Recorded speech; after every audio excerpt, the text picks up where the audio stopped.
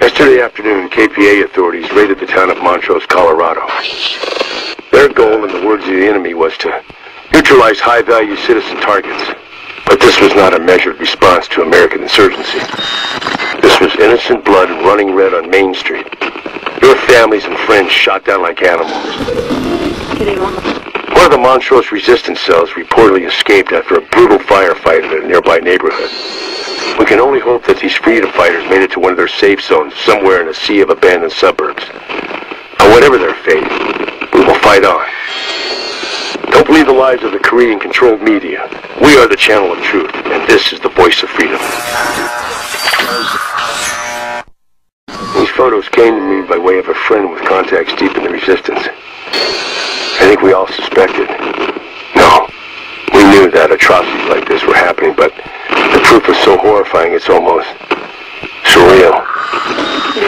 And we should be thankful for this evidence. It reveals an enemy that wants to dehumanize us, but pushing American corpses into an unmarked ditch can't bury our defiance. If dirt and gravel fill silent mouths, we'll speak for them and tell their stories to the world. The dead have names as long as we fight in their memory.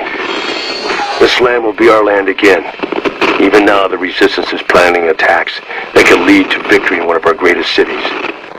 This is the voice of freedom signing off.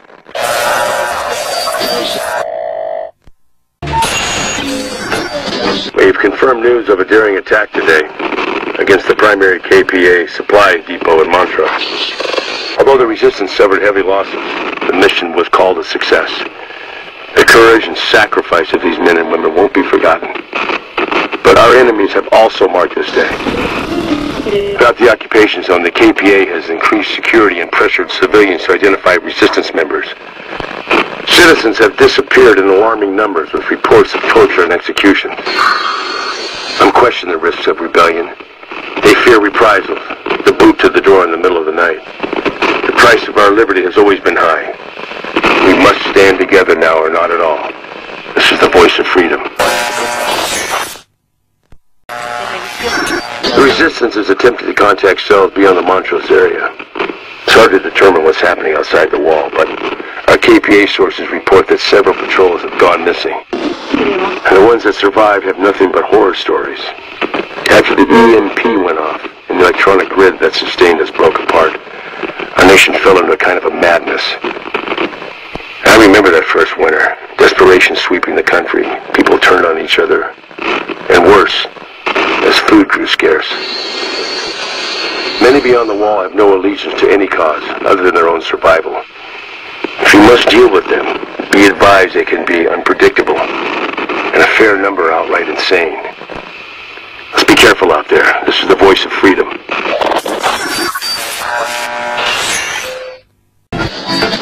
This message is to all cells in Utah and Nevada. Korean tankers carrying jet fuel are nearing the Lake Tahoe area. Resistance operations are underway to intercept. Our soldiers need any and all resources we can provide to help them defeat the occupation. Use these encoded radio channels to communicate. I will, as always, be here as your conduit. This is the voice of freedom.